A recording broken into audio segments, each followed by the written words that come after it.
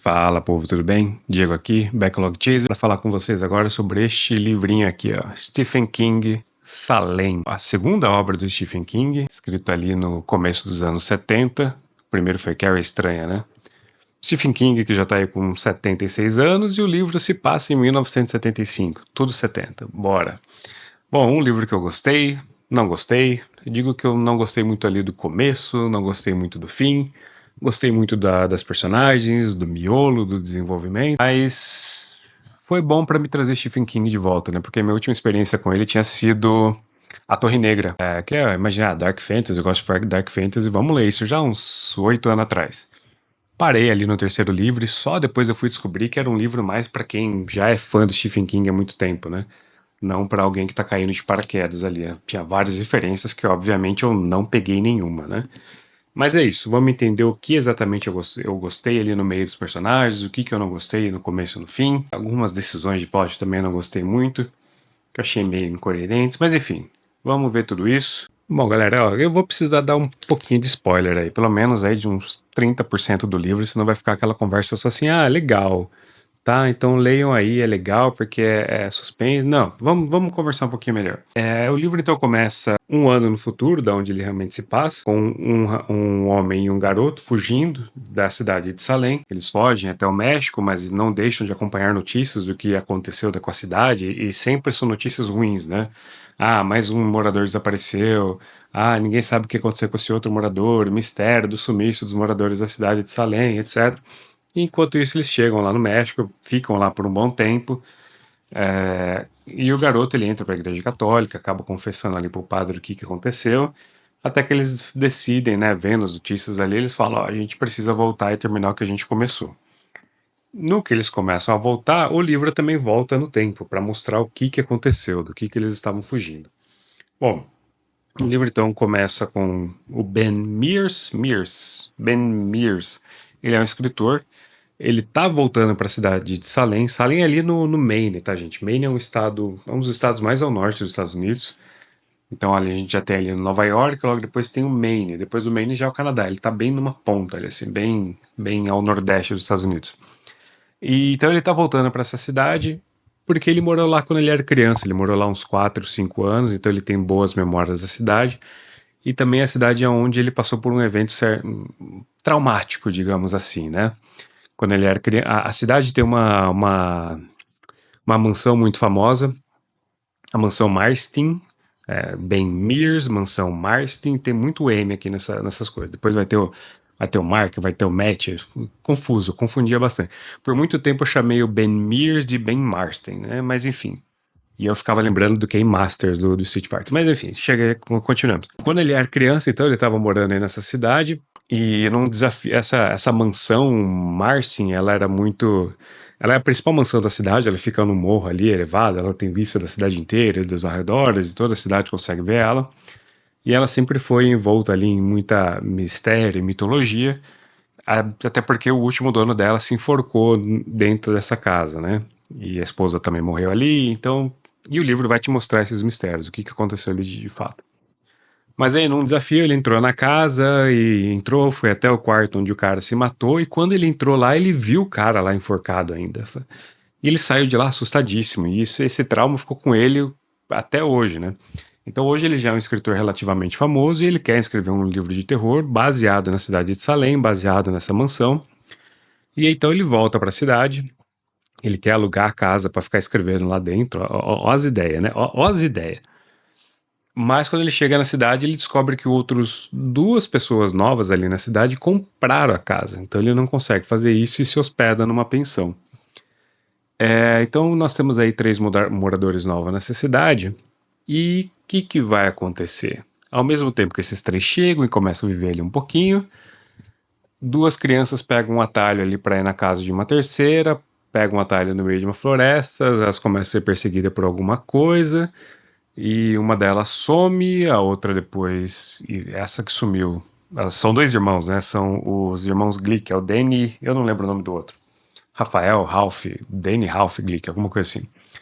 O Ralph aparece, mas o Danny eles encontram morto. E aí o pessoal começa a suspeitar do bem, começa a suspeitar dos outros, o que que tá acontecendo, faz tempo que não some ninguém aqui, eles descobrem que antigamente já sumiu crianças lá, e toda a história vai se desenvolvendo, tá, gente? Mas eu tô me adiantando demais. Calma. Então vamos retroceder um pouco. Então nós tivemos a chegada desses três pessoas novas de fora da cidade, nós temos o desaparecimento do garoto, nós também temos um cachorro sendo morto e colocado num portão, nós temos uma cena de oferecimento do corpo desse garoto por uma pessoa que a gente não sabe ainda. Então nós começamos a ter esses diversos mistérios acontecendo. Bom, o Stephen King, então ele vai. Ah, gente, é um livro sobre vampiro, tá? Não tem. Tá, o título antigo até do livro era A Hora do Vampiro. Então não acho que seja spoiler dizer isso. Então a gente vai ter todo esse desenvolvimento dos moradores descobrindo com que eles estão lidando. Não todos, né? Alguns só, até porque muitos, em diversos momentos, o King vai mostrar o ceticismo dessas pessoas com relação ao que está acontecendo ali. Algumas vão passar a acreditar, outras vão morrer não acreditando. Mas o King ele é muito efetivo em passar pra gente informações sobre esses personagens, sobre suas personalidades, e também passar pra gente a sensação de perigo se aproximando, né? Então, em diversos momentos ali assim, ele vai citar pra gente o inverno está chegando, né? A lá Game of Thrones.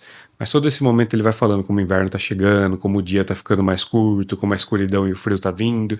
Tudo isso é um presságio do mal vindo, né? O mal que vem com a escuridão. Porque sabemos que os vampiros só saem à noite, né? Então, tudo isso já é cada vez mais ele vai te deixando mais perto do inverno, ali mais perto dessa escuridão maior e constante, mais perto do perigo, mais perto do vampiro, etc, etc, etc. Então ele faz todos esses tipos de referência.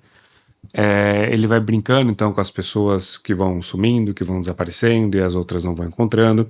Outra forma dele te mostrar também como o perigo está avançando na cidade, que a gente pega o começo do livro aqui, tá? O livro ele transcorre por pontos de vista.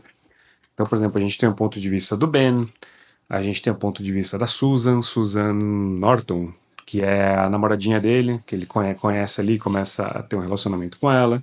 A gente tem de ponto de vista diversos outros personagens, do Padre Callahan, do garoto Mark Petrie, que mais? Do Matt e do Jimmy, do Matt, que é um professor, do Jimmy Cody, que é um médico. Então nós vamos tendo todos esses pontos de vista e nós temos também um ponto de vista que chama A Cidade, que nesse momento ele vai passando assim brevemente por demonstrando para você o que diversas pessoas dessa cidade, que é pequenininha, tá, gente? É um ovo a cidade, ele escreve ela quase como um círculo, assim. O que tá acontecendo com vários personagens ali, então você fica sabendo, esse daqui tá sendo traído, esse daqui ele mexe com o lixão, esse daqui ele mexe com o transporte, esse daqui ele mexe com o imobiliário, esse aqui ele faz isso, faz aquilo. Então ele sempre vai soltando pequenas coisas que tá acontecendo com todos os personagens, mais esses outros pontos de vista, né, do Matt, da Susan, etc. E você vê que conforme o livro vai avançando, esses pontos de vista vão afunilando, vão diminuindo. Então, a gente começa ali muito com Matt, Susan, não sei o que, não sei o que, não sei o que, chega no meio do livro, você só tem o Ben, não sei o que, não sei o que, não sei o que, não sei o que. E mesmo a cidade, você tem um capítulo enorme para mostrar o que todo mundo está fazendo, e de repente lá no fim os capítulos da cidade vão ficando muito menores.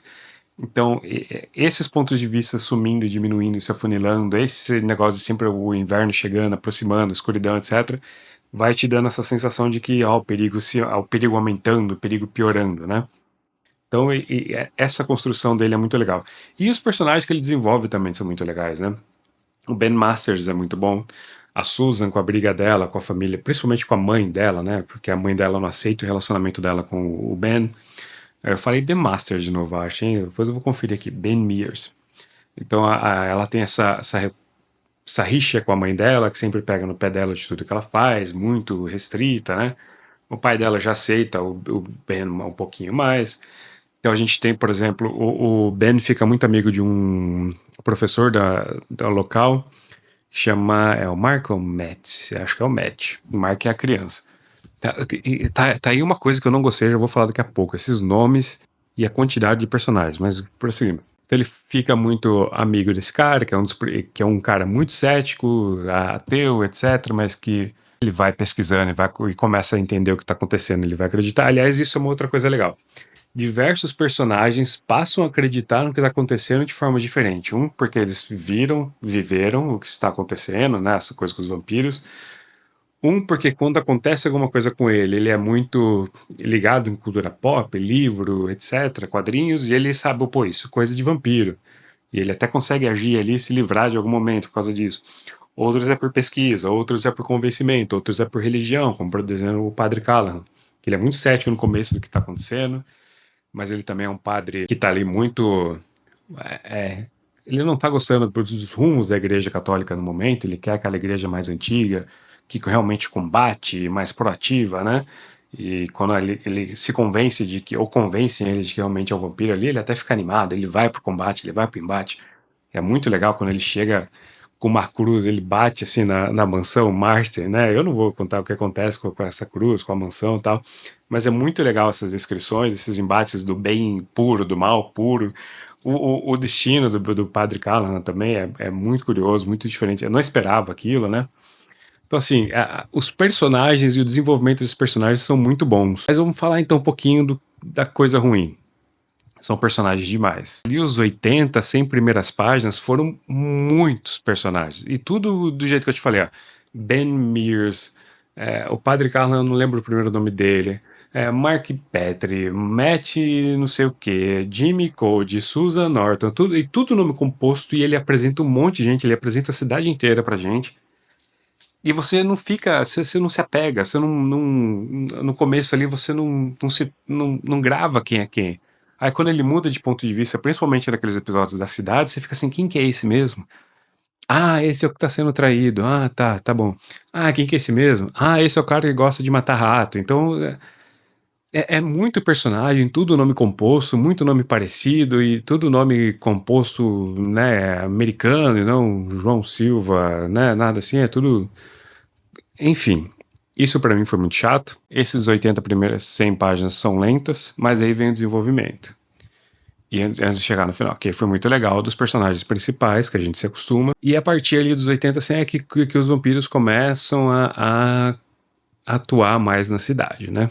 Então, com o começo dessa atuação dos vampiros, vem aí uma certa realização minha, que não é tanto terror esse livro aqui, né? Nem suspense. Ele é mais mistério, assim, né? Porque acho que eu conto na mão, assim, sei lá, 3, 4 vezes em que eu tive um pequeno calafrio, arrepiozinho, assim, lendo esse livro. A primeira vez é justamente no enterro da criança que morreu, lá no começo do livro, do Danny Glick. Então a gente tem ali o coveiro, que ele fica de longe, né, para depois que todo mundo sair, ele lá enterrar, cobrir o caixão, né, de terra. E, de novo, o King vem com aquela coisa do inverno chegando, os dias estão mais curtos. Cadê o companheiro do coveiro para ajudar ele a fazer as coisas? Ele começa a ficar preocupado que vai demorar demais, vai escurecer. E a gente vai vendo todo um psicológico dele ali sendo afetado. Ele começa a ouvir e ver coisas e ter coisas na mente dele, etc. E ele começa a agir de forma errada e eu não vou contar o que acontece. Mas esse foi o primeiro momento, ali na página, sei lá, 80 pra frente, que eu tive um certo. Eita, o bicho tá começando a pegar, né? Que eu tive aquele arrepiozinho. Uns outros momentos foram sempre envolvendo a mansão. Sempre que algum grupo vai lá, vai fazer uma entrega de algumas encomendas, ou mesmo um grupo vai lá tentar confrontar o Barlon e o Stracker. Sempre ali também teve um certo arrepiozinho, mas o maior de todos, imaginem a situação. 6:30 da manhã, o dia já tá claro. Eu estou na academia, estou na esteira inclinada, com meu Kindle à frente, lendo Salem. E um monte de gente, musicão tocando, musicão no meu fone, e aqui eu Kindle, suado, com calor, não sei o quê. E aí a gente tem aquela cena, quem já leu vai saber, do Susan e do Matt conversando a primeira vez. O Matt tentando convencer a Susan do que tá acontecendo. E uma pessoa entra na casa dele, lá no segundo andar. E o Matt vai conferir. Essa cena, eu não sei porquê, no meio de tudo isso, lembra, gente? 6:30 da manhã, solzão, rachando. Um monte de gente, música da academia, música minha, eu com calor. Acho que eu fiquei uns 3 minutos arrepiado, assim, tendo calafrio, sabe? Eu tô ali andando na esteira, falando. Aquele ali foi o principal momento pra mim do livro todo, assim, de tensão, né? E se alguém chegasse perto de mim, ele ia falar: você tá passando mal? O que tá acontecendo? Foi muito engraçada a situação, porque pra você ver que quando a coisa é bem feita, e o King sabe fazer essas partes muito bem, pelo menos aqui, né? Você não precisa estar naquela coisa, vou ler isso aqui no escuro, com uma lanterninha, com música de... Não. Pô, eu tava num ambiente extremamente antipropício para ter alguma sensação de medo, de arrepio, calafrio, e eu tive essa sensação. Então, fora alguns momentos desse, o livro ele sempre vai lidar mais com o mistério e do que está acontecendo, como que a gente resolve isso, e depois a ação em si deles tentando resolver isso e as coisas não dando certo e eles tendo que mudar de direção. E aí a gente vem pro final, que é uma outra parte que eu já não gosto tanto. Por que que eu não gosto tanto desse final? Primeiro que a gente tá lidando com um vampiro aqui, que ele diz que ele tem, eu tenho, sei lá, 6.000 anos, alguma coisa nesse sentido.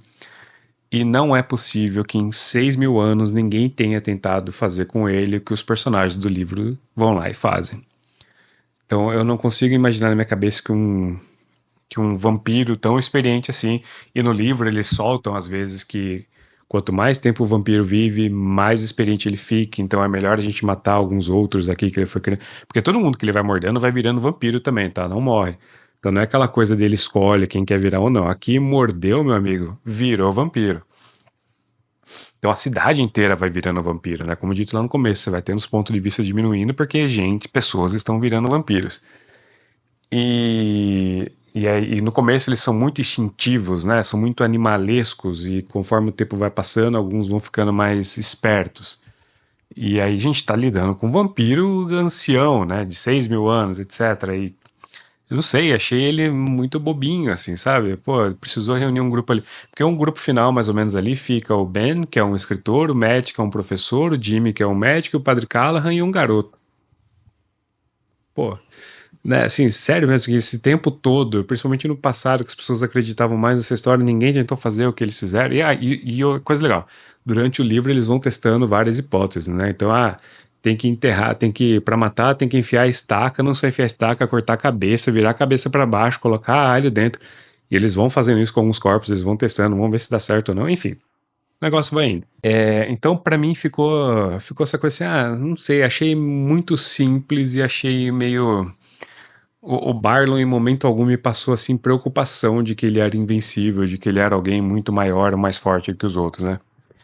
E o Ben até fala que ele era meio arrogante, que eles deviam usar essa arrogância dele, porque por ele estar vivendo tanto tempo assim. E só se essa arrogância que o Ben meio assim, vamos dar então aqui fazer um papel de advogado do diabo. Só se, como o próprio Ben, o Ben não, o Matt cita isso, né? Que ele é arrogante, que ele tá errando. Só se for isso, então, por ele estar vivo há tanto tempo, ele acha que ele é invencível, então ele tá arrogante, tá descuidado, tá displicente, e aí coisas que antigamente não funcionariam com ele, hoje passa a funcionar. Não sei, se é isso que o livro quer passar essa mensagem? Não captei tanto assim, saca? E vira um jogo de gato e rato ali, né? À noite, o Barney e os vampiros fazem a festa e de dia eles precisam se esconder, não sei o quê, e pro grupinho sobrevivente tentar tomar alguma atitude. Mas é isso. Gostei. Daria aí um 7,5, talvez. Gostei o suficiente para querer ler mais um King. O que eu tenho do King aqui em casa? Eu tenho os 2 primeiros livros daquela trilogia Senhor Mercedes, eu não sei se é o nome da trilogia. Eu tenho Outsider, tenho o Iluminado, tenho o Cemitério Maldito, tenho também... tenho 2 catatauzão, assim, Sob a Redoma e... um que tem um monte de corpo na capa, assim. Dança da Morte, alguma coisa assim. Não sei se vou ler algum ainda esse ano, provavelmente o ano que vem, mas acho que eu vou pegar um desses catatauzão aí. Talvez, muito provavelmente, Sob a Redoma ali. Eu lembro que saiu a série, eu fiquei muito curioso, não assisti a série, falaram que era ruim, então passei. Mas eu fiquei muito curioso com o plot, a sinopse daquele livro lá. E aí imagino que se ele for vir com essa coisa de novo de trazer muitos personagens, pelo menos ali a gente tem mais tempo de ficar familiarizado, né? Porque, pô, aquele livro lá, o Sob a Redoma, acho que é isso aqui, né? É isso aqui maior. É bem maiorzão, assim. Mas então é isso, galera. Se fosse dar uma nota, seria um 7,5. É um bom livro clássico aqui de vampiro. Tem excelentes momentos, mas também tem esse começo lento, esse final também que não é muito legal. E no fim depois tem um epílogo, né? Porque lá no começo a gente viu o homem e o garoto. O único garoto que eu falei aqui é o Mark, né? Eu não vou revelar quem sobrevive, mas é óbvio quem sobrevive. Eles estão lá no México e eles falam, a gente precisa voltar, e no fim aparece eles voltando e tendo que lidar com os vampiros, tentando matar ali, né? E. Ah, em todo momento ele vai falar também aqui o que aconteceu com aquela cidade, em alguns momentos ali, eles vão meio que replicar o que aconteceu no passado. Então você fala, ah, lá no passado, a cidade tem essas marcas, essas cicatrizes, porque lá no passado alguém já tentou lidar com algo parecido com isso, e agora eles vêm aqui e fazem de novo. O livro também vai falar sobre lugares malditos, amaldiçoados, e por isso que o Barlow, os Tracker, eles vão procurar esses lugares, porque eles têm maiores poderes, eles conseguem ali ter maiores influências sobre os outros, e a casa da Mansão Master seria isso. O livro também vai te revelar por que, que a mulher morreu, por que, que ele se matou. Então ele não vai deixar muitos mistérios à solta, não, tá? Então eu recomendo o Salem, do Stephen King. Aliás, eu via Salem, eu achava que também tinha alguma coisa a ver com as bruxas de Salem, né? Mas na verdade é porque se passa na cidade de Jerusalém, Slot, e na entrada da cidade, o portal, a placa, não lembro exatamente, a parte Jeru caiu e só ficou Salem, Salem Slot. E a população mesmo começou a chamar de Salem. Talvez seria Zalém o mais certo, né? Mas enfim. Então é isso.